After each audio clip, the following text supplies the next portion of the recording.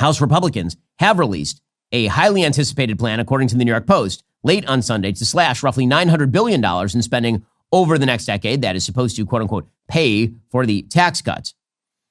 How are they going to do this? By doing something they should be doing anyway, imposing work requirements on Medicaid. Now, this actually is a structural change that is good and useful.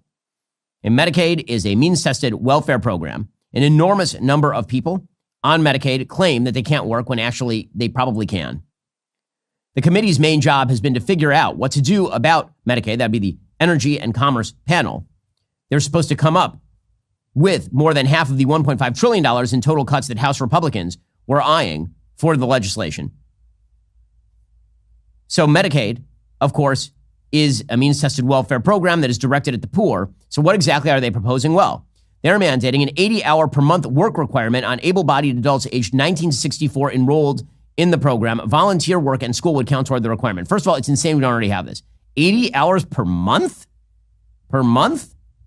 I mean, let's just chart that out, gang. That's 20 hours per week. That means that if you want to be eligible for Medicaid, then you have to work for 4 hours per weekday. 4 hours. And you can do it via volunteer work or by going to school also to be eligible for Medicaid. That does not seem like too big a push for me. Unless you're on full-scale disability, in which case you can show a disability and you'll still be eligible. Yeah, you should have to work like a little in order to get Medicaid.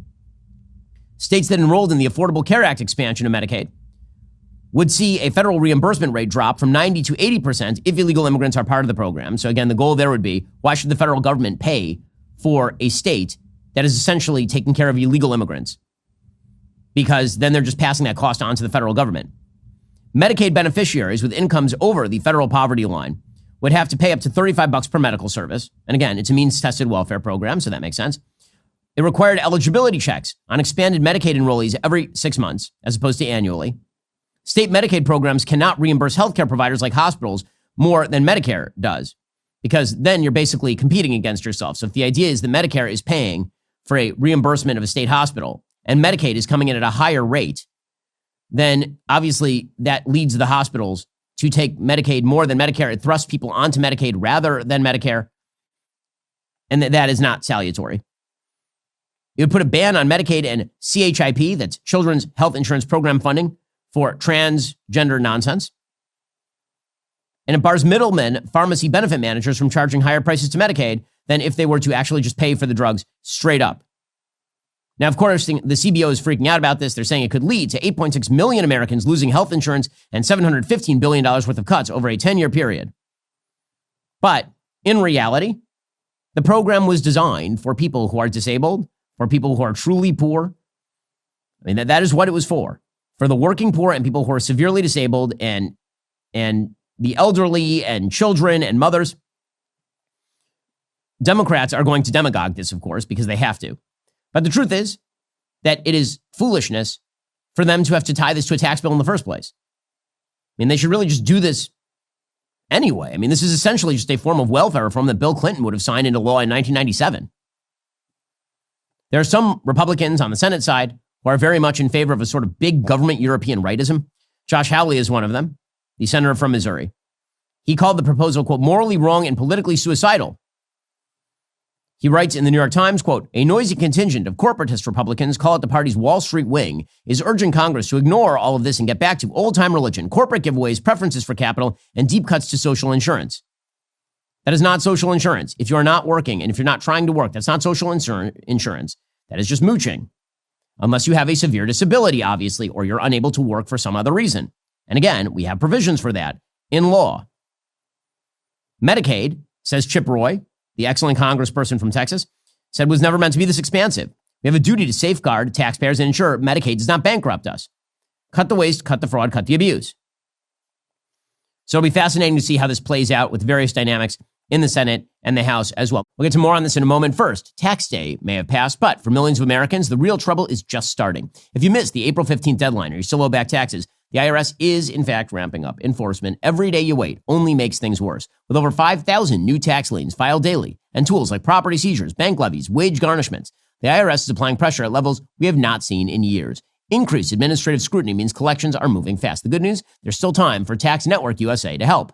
Self-employed or a business owner, even if your books are a mess, they've got it covered. Tax Network USA specializes in cleaning up financial chaos and getting you back on track fast. Even after the deadline, it's not too late to regain control. Your consultation is completely free. Acting now could stop penalties, threatening letters, and surprise levies before they escalate. Call 1-800-958-1000 or visit tnusa.com/Shapiro. You may have missed April 15th, but you haven't run out of options. Let Tax Network USA help before the IRS makes their next move. Again, you don't want to face down the IRS alone. Call 1-800-958-1000 or visit tnusa.com/Shapiro. That's tnusa.com/Shapiro. Okay, meanwhile, now, Scott Bessent is laying out the future of the Trump economic plans. And this, of course, is more salutary for investors. He says, yes, it's about trade, but mostly it's going to be about tax and deregulation. That's the stuff the markets are waiting for, is the tax bill to go forward and deregulation of the economy. The Trump economic plan is three pieces: trade, tax, and deregulation. Trade has been implemented first, and that process is occurring. We believe that the tax portion is going very well. Speaker Johnson, Leader Thune, who I am in constant contact with, believe that midsummer we will pass, as the president likes to call it, his one big beautiful bill, and we believe that that will provide substantial relief for American households. And then deregulation, a hidden and pernicious tax on American households, is regulation. We believe that the last administration added several $1,000s a year to American families' cost, and that we will be not only cutting those substantial, rolling that back, but cutting those substantially. Okay, so again, all of this is good. All of this is necessary. It should be noted at this point that the trade war that President Trump has declared is not by any stretch of the imagination over. Austin Goolsbee is president of the Federal Reserve Bank of Chicago.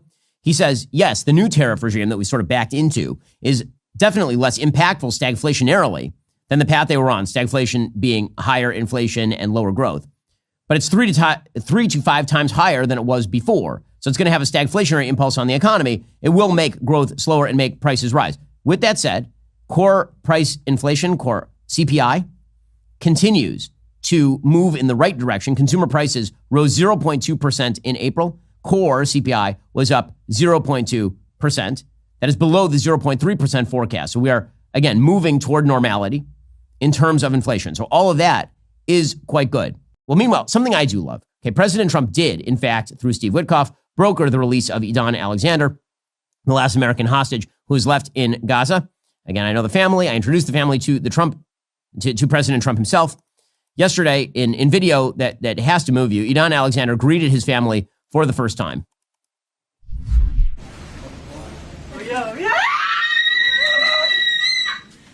So that's his mom.